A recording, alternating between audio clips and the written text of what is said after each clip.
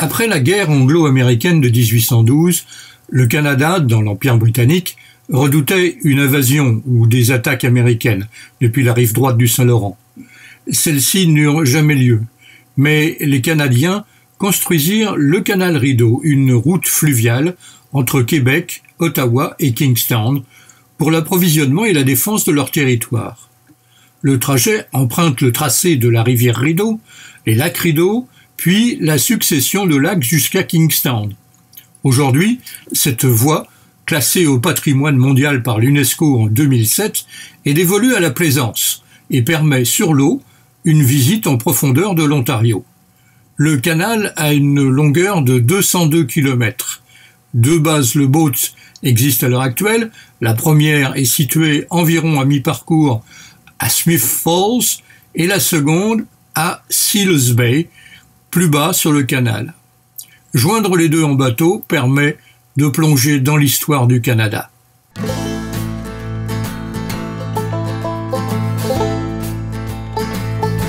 Commençons par le commencement, c'est-à-dire Ottawa, la capitale du Canada, là où on arrive en avion depuis la France. Ce qui frappe immédiatement, c'est la propreté des trottoirs, la civilité des piétons et la gentillesse des habitants. Notre voyage sur le canal Rideau commence ici, à 2 pas de l'hôtel Château-Laurier, la grande forteresse néo-médiévale du centre de la cité.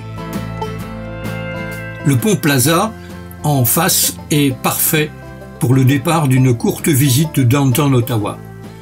Dans le jardin public, Confederation Square, sur l'autre trottoir, 14 statues et bustes de bronze parcourent l'histoire canadienne depuis le régime français entre 1534 et 1763, et ce jusqu'à la Seconde Guerre mondiale.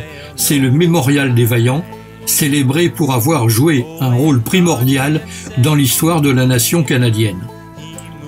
À côté, on trouve aussi le bronze de l'inoubliable créateur de Night Train, Oscar Peterson, le Maharaja du clavier comme l'appelait Duke Ellington. En continuant sur Wellington Street, on arrive en quelques pas à la colline du Parlement, avec ses 3 bâtiments néo-gothiques empreints d'un classicisme très britannique, surmontés de la Tour de la Paix, qui rappelle furieusement Big Ben à Londres, avec gargouilles, sculptures et tourelles en plus. La tour d'angle de l'édifice de l'Est ressemble un peu à une tour de cathédrale, peut-être à cause du portail en forme de mitre d'évêque.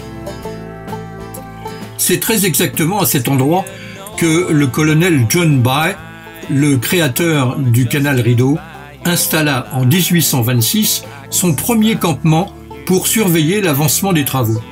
On appela cet endroit Bytown, du nom du colonel.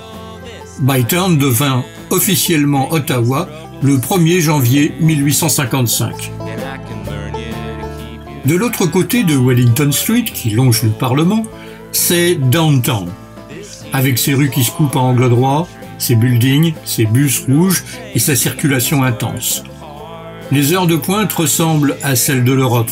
Les lumières s'allument peu à peu, les magasins ferment, les restaurants ouvrent tôt, les galeries se vident et on voit apparaître de curieux personnages vêtus de noir avec cape et lanterne qui guident les touristes dans des circuits de maisons hantées. Hantées ? Patience. Nous aussi, nous suivrons le guide à Kingstown en fin de séjour. Sous le pont Plaza se trouve le canal Rideau et une petite halte avec bollard, mais sans eau ni électricité. Le véritable port de plaisance est situé plus bas, après un petit tunnel et une échelle de 9 superbes écluses qui mènent à la rivière des Outaouais, la frontière naturelle entre Québec et Ontario.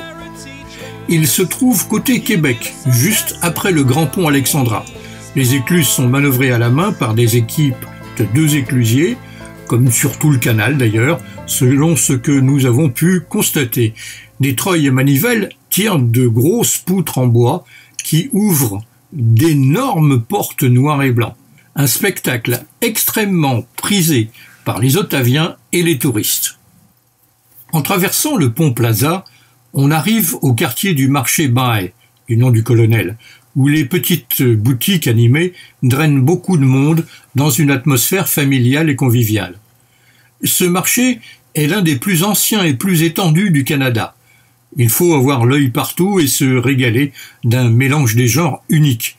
Vieux immeubles à 2 ou 3 étages, totems indiens perdus sur un trottoir, petits squares ombragés, restaurants fleuris, vendeurs d'ice cream, de beaver tails et de sirop d'érable, et marchands de fruits et légumes où vous êtes servi par Shrek en personne.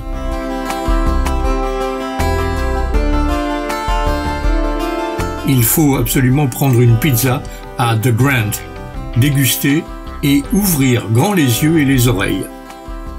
Ottawa est parcouru en tous sens par des galeries commerciales immenses à la décoration parfois délirante sur plusieurs niveaux en sous-sol où l'on trouve de tout, du restaurant au drugstore en passant par des boutiques de fringues, des grands magasins, des banques, etc. Les noms des rues sous lesquelles elles passent sont indiqués et des escalators remontent vers la surface. Cela permet l'hiver de traverser tout un quartier au chaud et de remonter pour juste traverser une rue et s'engouffrer dans une autre galerie.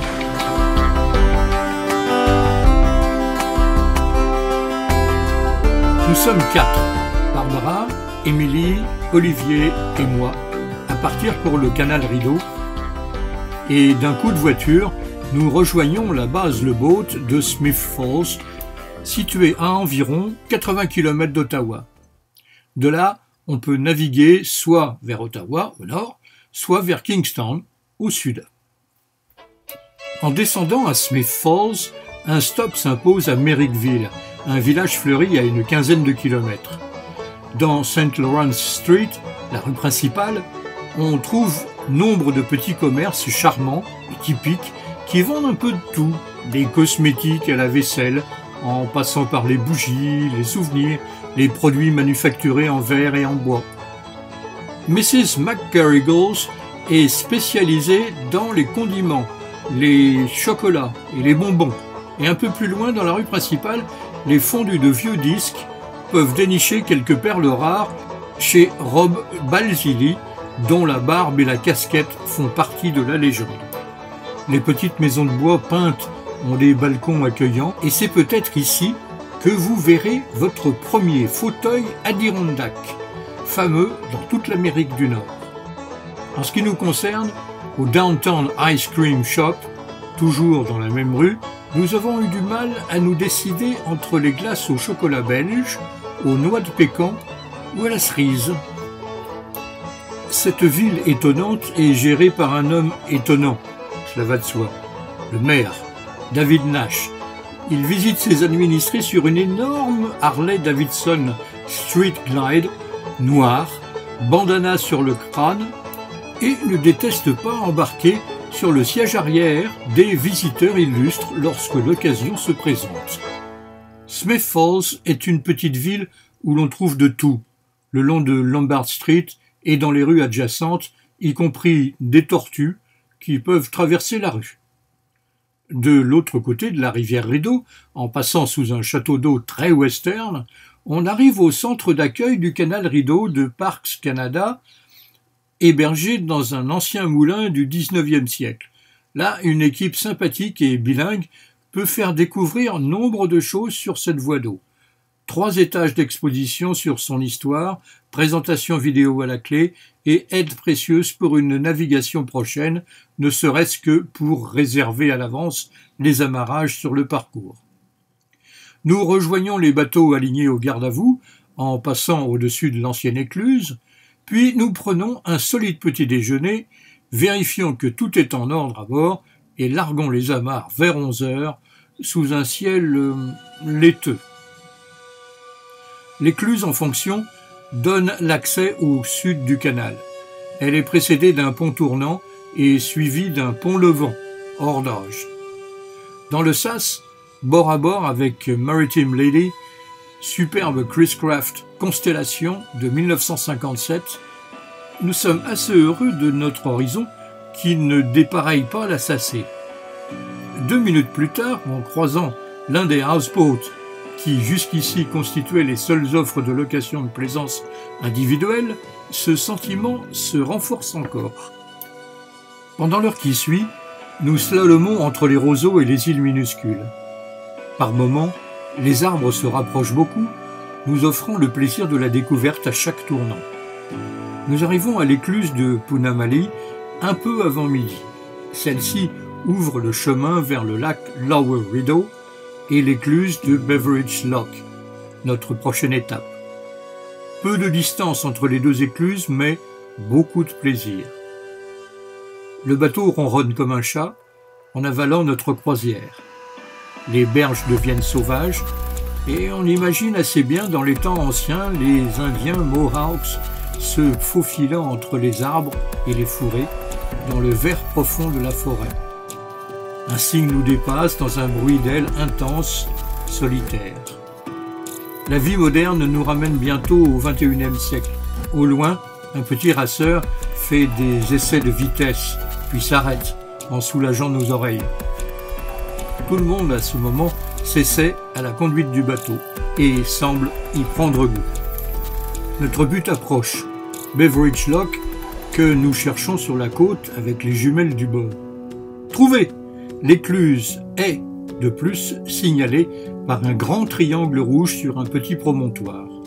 Nous nous amarrons, aidés par les éclusiers, et nous nous précipitons sur notre déjeuner, un copieux buffet froid préparé par le Café Wim de Smith Falls.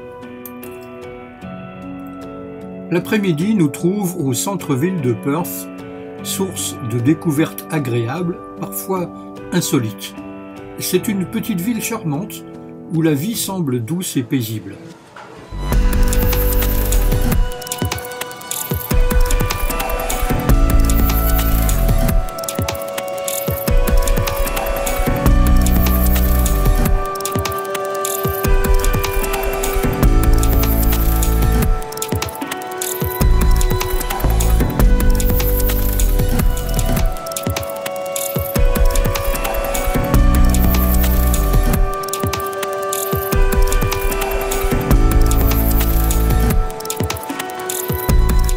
Dans Gore Street, un restaurant mexicain a installé ses tables sur un balcon au-dessus de la claire Tay River.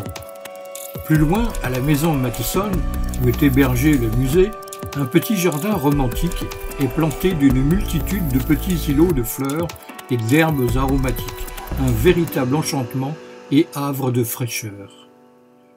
Plus haut, à gauche, dans Foster Street, nous nous laissons tous tenter par des tartes faites maison par Margaret Brandick chez Perth Pie Company. La tarte au Pékin est l'une des meilleures choses que j'ai savourées de ma vie, servie par une dame comme il y en a dans les albums de Lucky Luke. Le magasin d'à côté intrigue, avec sa poignée de porte en forme de pistolet distributeur de carburant.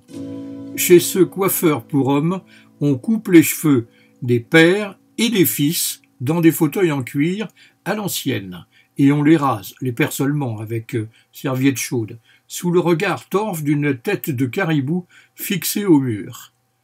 Le comptoir d'accueil est une calandre de Ford Mustang rouge, et les clients peuvent regarder la télé, les chaînes sport.